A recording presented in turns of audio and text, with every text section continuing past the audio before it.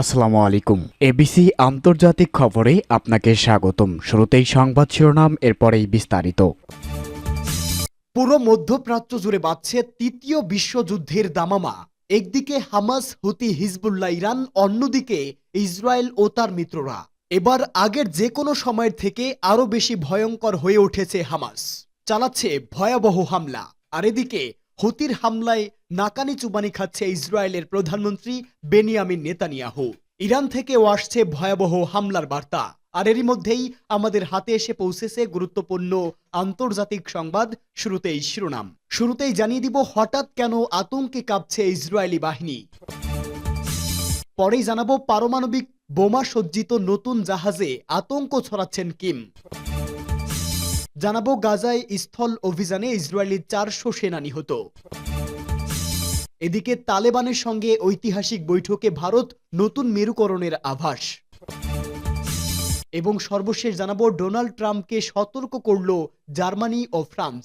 এতক্ষণ শুনছিলেন সংবাদ শিরোনাম, এবারে বিস্তারিত। তবে তার আগে আপনি যদি ফিলিস্তিন সহ সকল নিপীড়িত মুসলিম দেশগুলোর সমর্থক হয়ে থাকেন তাহলে ভিডিওটিতে একটি লাইক দিয়ে চ্যানেলটি সাবস্ক্রাইব করে কমেন্টস বক্সে ইয়েস লিখে জানিয়ে দিন আপনার মূল্যবান মতামত।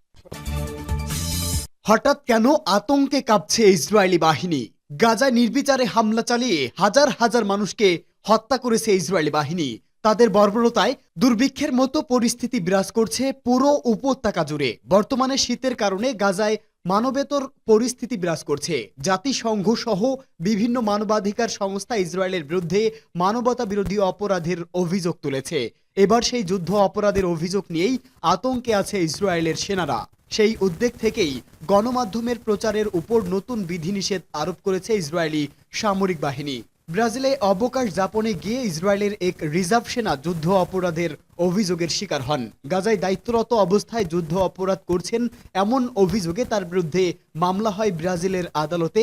ফিলিস্তিনিপন্থী একটি গোষ্ঠী এই মামলা করে। মামলা আমলে নিয়ে ওই সেনার বিরুদ্ধে ব্রাজিলের ফেডারেল পুলিশকে তদন্ত করার নির্দেশ দেয় আদালত। বাধ্য হয়ে ওই সেনা ব্রাজিল ছেড়ে পালান। সেই ঘটনার পরই নতুন কড়াকড়ি আরোপ করা হয়েছে। এখন যুদ্ধক্ষেত্রে দায়িত্বরত ইসরায়েলি সেনাদের নিয়ে গণমাধ্যমে প্রচারের উপর নতুন বিধিনিষেধ আরোপ করল ইসরায়েলের সামরিক বাহিনী। গাজায় দায়িত্ব পালন করা ইসরায়েলি রিজার্ভ সেনারা পরবর্তী সময়ে বিদেশ ভ্রমণে গেলে যুদ্ধ অপরাধে জড়িত থাকার অভিযোগে আইনগত ব্যবস্থার ঝুঁকিতে যেন না পড়ে, তাই এই সিদ্ধান্ত নেওয়া হয়েছে। ইসরায়েলের সামরিক বাহিনীর মুখপাত্র লেফটেন্যান্ট কর্নেল নাদাব শোশানি বলেছেন, নতুন নিয়মের আওতায় কর্নেল ও তার নিজের পদমর্যাদার কোনো ইসরায়েলি সেনা সদস্যের সাক্ষাৎকার গ্রহণকারী গণমাধ্যম তাদের পুরো নাম বা মুখমণ্ডল প্রদর্শন করতে পারবে না। অবশ্য একই ধরনের নিয়ম আগে থেকে ইসরায়েলি পাইলট ও বিশেষ বাহিনী ইউনিটের সদস্যদের জন্য বিদ্যমান ছিল। পারমাণবিক বোমা সজ্জিত নতুন যুদ্ধজাহাজে আতঙ্ক ছড়াচ্ছেন কিম। দ্রুত গতিতে চলছে অত্যাধুনিক যুদ্ধজাহাজ নির্মাণের কাজ। এই রণতরী থেকে নিখুঁত নিশানায় করা যাবে পারমাণবিক বোমা হামলা। তবে কি বড় আকারের সেনা অভিযানের প্রস্তুতি নিচ্ছে কিম জং উন? উত্তর কোরিয়ার শীর্ষ নেতার হাত ধরে যুদ্ধের আতঙ্ক বাড়ছে। কিমের রণতরী নির্মাণের খবর পেয়ে যুক্তরাষ্ট্র তার মিত্ররাও কিছুটা উদ্বিগ্ন। গত বছরের 29 ডিসেম্বর উত্তর কোরিয়ার সেন্ট্রাল টেলিভিশনের নির্মীয়মান যুদ্ধজাহাজের অন্তত 4টি ছবি সম্প্রচারিত হয়। ওই রণতরী পরিদর্শনে যান কিম। উত্তর কোরিয়ার কিম প্রশাসন নির্মীয়মান রণতরীগুলোর ছবি কবে এবং কখন তুলেছিল তা অবশ্যই স্পষ্ট নয়। যদিও প্রতিরক্ষা বিশ্লেষকদের একাংশের দাবি, নির্মাণের প্রাথমিক পর্যায়ে ওই ছবি তোলা হয়েছে। একটি ছবিতে যুদ্ধজাহাজ তৈরির বিষয়টি গোপন রাখতে জাল দিয়ে সেটিকে ঘিরে রাখতে দেখা গেছে। অন্য একটি ছবিতে রণতরীর উপরের অংশের অর্ধনির্মিত অবকাঠামো দেখা গেছে। উত্তর কোরিয়ার সংবাদ সংস্থা এনকে প্রো এর প্রতিবেদন অনুযায়ী যুদ্ধজাহাজের ছাদের অংশ তৈরির আগেই তার ছবি তোলা হয়। নামপো শিপইয়ার্ডে অত্যাধুনিক ওই রণতরী তৈরি করছে উত্তর কোরিয়া। গত বছরের ডিসেম্বরে একটি প্রতিরক্ষা প্রদর্শনীর আয়োজন করে পিংউইং। সেখানে ফের একবার কিমের রণতরী পরিদর্শনের ছবি প্রকাশ করা হয়। ওয়ার্কার্স পার্টি অব কোরিয়ার 8ম কংগ্রেসে নৌশক্তি বৃদ্ধির উপর জোর দেন দেশের সুপ্রিম লিডার কিম। সেখানেই অত্যাধুনিক এই রণতরী নির্মাণের ব্যাপারে চূড়ান্ত সিদ্ধান্ত নেওয়া হয় বলে জানা গেছে। আগামী 5 বছরের মধ্যে এটি প্রশান্ত মহাসাগরে দাপিয়ে বেড়াবে বলে দাবি কিমের। প্রতিরক্ষা বিশ্লেষকদের দাবি, এই যুদ্ধজাহাজ উত্তর কোরিয়ার নৌশক্তির বিকাশে একটি মাইল ফলক হতে চলেছে।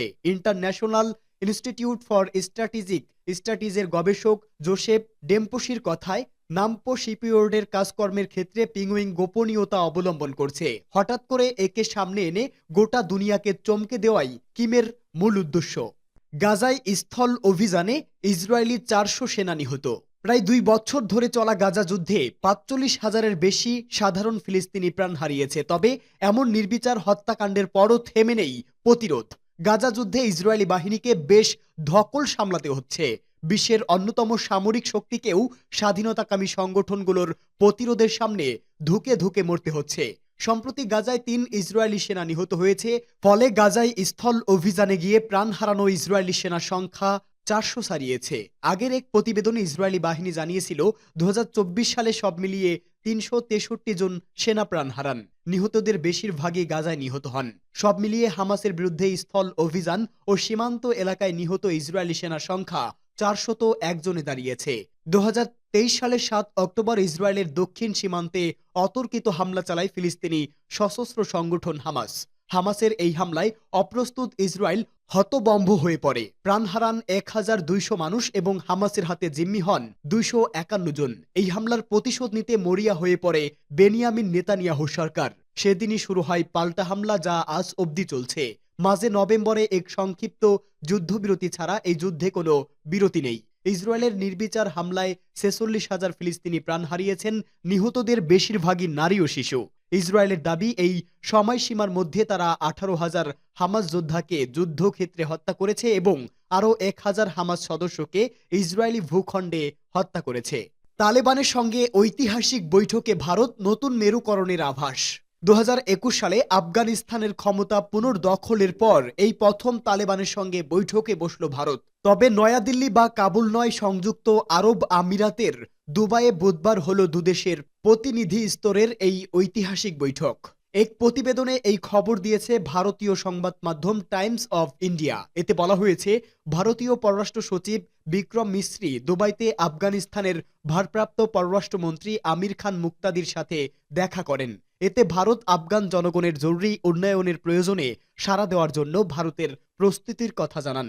অন্যদিকে তালিবান প্রতিনিধি ভারতকে আশ্বাস দিয়েছেন, তালেবানরা আফগান ভূখণ্ড ভারতের বিরুদ্ধে ব্যবহার করতে দেবে না। আফগানিস্তানের মাটিতে পাকিস্তানি সেনাবাহিনীর হামলার 2 সপ্তাহের মাথাতেই নয়াদিল্লি কাবুলের এই বৈঠক তাৎপর্যপূর্ণ বলে মনে করা হচ্ছে। 3.5 বছর আগে ক্ষমতা পুনর্দখলের পর থেকে আন্তর্জাতিক সম্প্রদায় ও প্রতিবেশী দেশগুলোর সমর্থন পেতে মরিয়া হয়ে ওঠে তালিবান। কিন্তু প্রচেষ্টার খুব কমই সাফল্য পেয়েছেন গোষ্ঠীটি। তবে ভারতের সঙ্গে নতুন করে সম্পর্কের মেরুকরণ কিছুটা হলেও আফগান প্রশাসনকে স্বস্তি দিবে। অন্যদিকে পাকিস্তানের সঙ্গে আফগানিস্তানের উত্তেজনাকর সম্পর্কের ফায়দা নেওয়ার সুযোগ নিচ্ছে নয়াদিল্লি। সাম্প্রতিক গত কয়েক বছরে ক্রিকেট মাঠ থেকে কূটনৈতিক সর্বত্র আফগান ও পাকিস্তান সম্পর্ক তলানিতে। এ সময় দিল্লি কাবুল সম্পর্ক ইসলামাবাদের মাথা ব্যথার কারণ হয়ে উঠবে। দিল্লির পক্ষ থেকে জানানো হয়েছে, আফগানিস্তানের মাটি ব্যবহার করে ইরানের চাবাহার বন্দর থেকে পণ্য চলাচল, পরিবহন এবং ক্রিকেট সহযোগিতা নিয়ে আলোচনা হয়েছে এই বৈঠকে। ডোনাল্ড ট্রাম্পকে সতর্ক করল জার্মানি ও ফ্রান্স। ডেনমার্কের স্বায়ত্তশাসিত অঞ্চল গ্রিনল্যান্ড দখল করতে সামরিক শক্তি প্রয়োগের হুমকি ফিরিয়ে না নেওয়ায় নবনির্বাচিত মার্কিন প্রেসিডেন্ট ডোনাল্ড ট্রাম্পকে সতর্ক করেছে জার্মানি ও ফ্রান্স। খবর বিবিসির। জার্মান চ্যান্সেলর বলেছেন, সীমানার অখণ্ডতার নীতি প্রতিটি দেশের ক্ষেত্রেই প্রযোজ্য, তা খুব ছোট বা খুব শক্তিশালী দেশ যাই হোক না কেন। অন্যদিকে ফরাসি পররাষ্ট্রমন্ত্রী বলেছেন, এতে কোনো সন্দেহ নেই যে কখনোই বিশ্বের অন্য দেশের সার্বভৌমত্ব সীমান্তে আক্রমণ করতে দেবে না ইউরোপীয় ইউনিয়ন। এদিকে গত মঙ্গলবার ট্রাম্প আবারও তার গ্রিনল্যান্ড অধিগ্রহণের ইচ্ছার কথা জানিয়ে বলেছেন, আর্কটিক দ্বীপ যুক্তরাষ্ট্রের জাতীয় ও অর্থনৈতিক নিরাপত্তার জন্য গুরুত্বপূর্ণ। 2019 সালের প্রেসিডেন্ট হিসেবে দায়িত্ব নেওয়ার প্রথম মেয়াদে গ্রিনল্যান্ড কেনার আগ্রহ প্রকাশ করেন ট্রাম্প। এরপর তিনি বারবারই এ ধরনের উত্থাপন করে আসছে। তবে যুক্তরাষ্ট্রের দীর্ঘদিনের মার্কিন মিত্র ডেনমার্ক স্পষ্ট করে জানিয়েছে, গ্রিনল্যান্ড বিক্রির জন্য নয়, আর অঞ্চলটির মালিক মূলত তার বাসিন্দারা। গ্রিনল্যান্ডের প্রধানমন্ত্রী ডেনমার্কের কাছ থেকে তার দেশকে স্বাধীন করার জন্য চাপ দিয়ে আসছে। তবে তিনিও স্পষ্ট করে বলেছেন যে অঞ্চলটি বিক্রির জন্য নয়।